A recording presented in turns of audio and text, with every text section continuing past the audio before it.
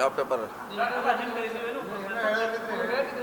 ಇಲ್ಲ ನಾವೇನು ಹೇಳೋದು ನನ್ನ ಕಡೆ ಇಲ್ಲಿ ಪೇಪರ್ ಕೊಟ್ಟು ಇಷ್ಟನ ಅದಕ್ಕೆ ಸಂಬಂಧಪಟ್ಟಂತೆ ನಿಮ್ಮ ಹೆಸರು ಭಾಳ ಚರ್ಚೆ ಆಯ್ತು 2-3 ದಿವಸದಿಂದ ಅದಕ್ಕೊಂದು ಸ್ವಲ್ಪ ಏನು ಕ್ಲಾರಿಫಿಕೇಶನ್ ಕೊಡಬೇಕು. ಏನು ಸ್ಪಷ್ಟೀಕರಣ ಕೊಡ್ಬೇಕು ಹೇಳಿ. ಇಡೀ ಕೇಸ್ಗೆ ಸಂಬಂಧಪಟ್ಟಂತೆ ಅದು ಇಡೀ ಕೇಸ್ ಆಗಿದ್ದು ನಿಜ. ನಮ್ಮ ಭಾವ ಮೈದ ಜಾರಕಿಹೊಳಿ ಸಂಬಂಧಿ ಮಂತ್ರಿಗಳ ಸಂಬಂಧ ಆಗಿದ್ದು ನಿಜ. ಅದರಲ್ಲಿ ಏನು ಸರ್ಟಿಫಿಕೇಟ್ ಕೊಡೋದು ಅವಶ್ಯಕತೆ ಇಲ್ಲ.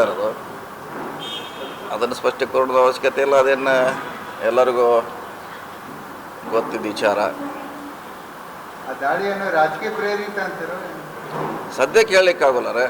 ಇನ್ನೂ ಅವ್ರೇನು ಯಾವ ದಾಟಿಯಲ್ಲಿ ಇನ್ವೆಸ್ಟಿಗೇಷನ್ ಮಾಡ್ತಾರೆ, ಏನು ಕೇಳ್ತಾರೆ, ಏನು ಮಾಡ್ತಾರೆ ಮ್ಯಾಗ ಅವಲ್ಲ ಇನ್ನೂ ಸ್ವಲ್ಪ ಟೈಮ್ ಬೇಕಾಗ್ತದೆ. ಸದ್ಯಕ್ಕೆ ಹೇಳಲಿಕ್ಕಾಗಲ್ಲ. ರಾಜಕೀಯದ ಆಫೀಸರ್ ಅವರು ರಾಜಕೀಯ ಕರ್ನಾಟಕ ಸಂಬಂಧಪಟ್ಟಂತೆ ಆ ರೀತಿ ಆಗಿದ್ದು ಅಪರೂಪ. ಏನಂದ್ರೆ ಆ ರೀತಿ ಒಬ್ಬ ಕೆಳಮಟ್ಟದ ಅಧಿಕಾರಿಯನ್ನು ರೇಡ್ ಮಾಡಿ ಭಾಳ ರೇರ್.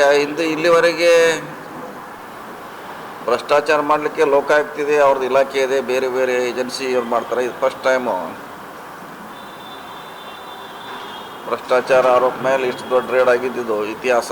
ಅದು ಕೂಡ ನಮಗೂ ಕನ್ಫ್ಯೂಸ್ ಇದೆ ಅದು. ಸೊ ಅದು ಮುಂದಿನ ದಿನಗಳಲ್ಲಿ ನೋಡೋಣ. ಲೀಗಲಿ ಅವ್ರು ಹೆಂಗೆ ಫೈಟ್ ಮಾಡ್ತಾರೆ, ಹೆಂಗೆ ಕೇಳ್ತಾರೆ. ಸೊ ಅವ್ರಿಗೆ ಬಿಟ್ಟಂಥ ವಿಚಾರ ಅದು. ನಮಗೂ ಕೂಡ ಕನ್ಫ್ಯೂಸ್ ಇದೆ. ಫಸ್ಟ್ ಟೈಮ್ ಇಡಿ ಅವರು ಕರಪ್ಷನ್ನಲ್ಲಿ ತನಿಖೆ, ಇಷ್ಟು ದೊಡ್ಡ ಮಟ್ಟದ ತನಿಖೆ.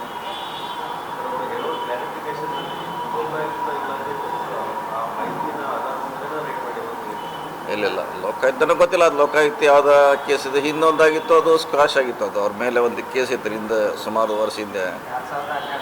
ಅದು ಕೋರ್ಟು ರದ್ದು ಮಾಡಿತ್ತು ಅದು FIR. ಅದಾದ್ಮೇಲೆ ಹೊಸದಾಗಿದ್ದ ಬಗ್ಗೆ ನಮ್ಮ ಮಾಹಿತಿ ಎಲ್ಲ ಇದೆಯಲ್ಲ ಅಂತ. ಅವ್ರು ಕೂಡ ಪ್ರಶ್ನೆ ಎಲ್ಲ ಲೋಕಾಯುಕ್ತ ಸ್ವಂತ ಅವರೇ ಇನ್ವೆಸ್ಟಿಗೇಷನ್ ಏಜೆನ್ಸಿ. ಹಿಂಗಾಗಿ ಅದು ಗೊಂದಲ ಇದೆ ಸ್ವಲ್ಪ.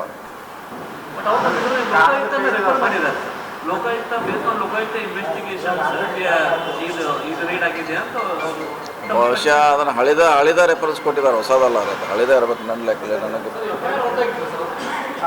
ರದ್ದಾಗಿದೆ ಅದು. ಅವಾಗ ಹೈಕೋರ್ಟ್ನವ್ರು ರದ್ದು ಮಾಡಿದ್ದಾರೆ. ಅದು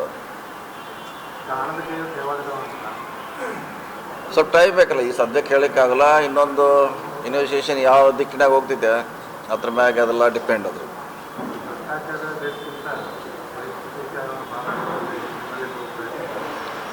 ನೋಡೋಣ. ಅದಕ್ಕೆ ಕಾನೂನು ಇದೆ. ಅವ್ರಿಗೆ ಅದೇ ಹೇಳಿಲ್ಲ. ಅವ್ರಿಗೇನು ಕೇಳ್ತಾರೆ, ಏನು ಕ್ವಶನ್ ಮಾಡ್ತಾರೆ, ಅದ್ರ ಮ್ಯಾಗೆ ಡಿಪೆಂಡ್ ಇಲ್ಲ.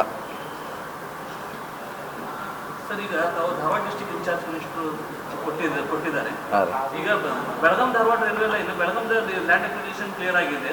ಸಂತೋಷ್ ಲಾಡ್ ಅವರು ಅಡೆತಡೆ ಮಾಡಿದ್ರಿಂದ ಧಾರವಾಡದಲ್ಲಿ ಆಗಿದ್ದಿಲ್ಲ ಲ್ಯಾಂಡ್ ಅಕ್ವಿಸಿಷನ್. ಅದು ಯಾವ ಥರ ಈಗ ಇದು ಮಾಡ್ತಾರೆ ಧಾರವಾಡ ಡಿಸ್ಟ್ರಿಕ್ಟ್ ಅಲ್ಲ? ನಮಗೆ ಉಸ್ತುವಾರಿ ಅಂತ ಇಲ್ಲ. ಒಳ್ಳೆ ಇದು ಬರಗಾಲ, ನೀರಿನ